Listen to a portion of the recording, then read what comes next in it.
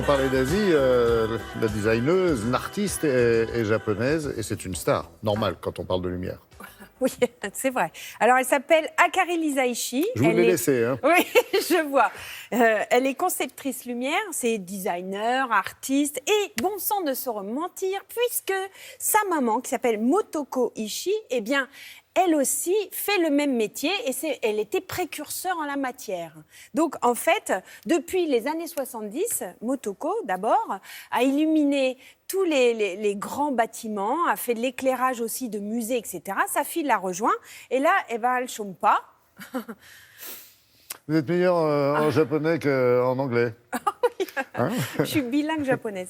Et donc, elle ne chôme pas. Et alors, ça va, l'éclairage du Colisée, ça va aussi pour l'année japonisme, par exemple. Ouais. Elles ont illuminé la Tour Eiffel pendant au mois de septembre de l'année dernière. Et elles ont développé une technologie toute particulière pour ça, le doré. Parce qu'en fait, dans l'illumination de bâtiments, le doré, ça, c'était pas possible. Donc, elles ont travaillé avec des chercheurs, avec des ingénieurs, etc. Ouais. Et fort de cette technologie, elles l'ont déclinée pour l'intérieur. Et donc, on les retrouve au Salon Maison et Objets, où elles ont un espace tendance, oui, à l'intérieur, dedans, voilà. Et elles ont repris cette technologie et développé certaines nouveautés. Regardez. Dedans, dehors. Oui. Motoko et Akari Lizaishi, mère et fille, ont fait de la lumière leur outil de travail. Musées, villes, espaces publics et privés sont leur terrain de jeu, ainsi que des bâtiments emblématiques qu'elles magnifient, comme par exemple en 2018, lors de l'événement Japonisme, où elles ont éclairé la Tour Eiffel et développé une technologie spécifique, la lumière dorée projetée, qu'elles présentent parmi d'autres innovations au Salon Maison et Objets. Là, c'est votre fameuse technologie dorée. Exactement, c'est la lumière dorée qui est unique aujourd'hui au monde, qui éclaire sur les chaînettes. Et ça, vous le conseillez dans un intérieur ? Bien sûr, parce que déjà c'est beau, n'est-ce pas ?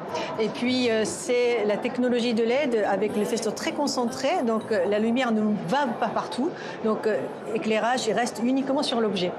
Vous faites une proposition de plafonnier, exactement, mais qui bouge en fonction des moments de vie, c'est ça ? Exactement. En fait, les spots sont tous motorisés. Ils sont télécommandables par la tablette. Par exemple, quand on travaille, on peut faire la lumière plus étalée et plus zénithale pour qu'on puisse travailler, etc., sans avoir les reflets sur l'écran. Ici, on est dans une pièce qui serait la pièce extérieure, c'est ça ? Une terrasse. On est sur la terrasse. Alors, au niveau technologie, par exemple, qu'est-ce que vous proposez ? Voilà, donc ça, c'est un pot de plante qui a la lumière intégrée, donc pour éclairer la plante, aussi bien un peu de sol, qui donne un petit peu d'esthétisme sur la terrasse. Si on en met plusieurs comme ça, voilà, ça fait une ambiance très douce et très agréable le soir. Là, c'est une autre proposition. On va dire c'est la lumière multifonction, c'est ça ? Exactement. Ça ne fait pas que la lumière, mais en fait, c'est un routeur de Wi-Fi. Et si on pose son téléphone, il peut charger. Là, vous préconisez plutôt justement une lumière douce quand on est sur une terrasse, sur un jardin ?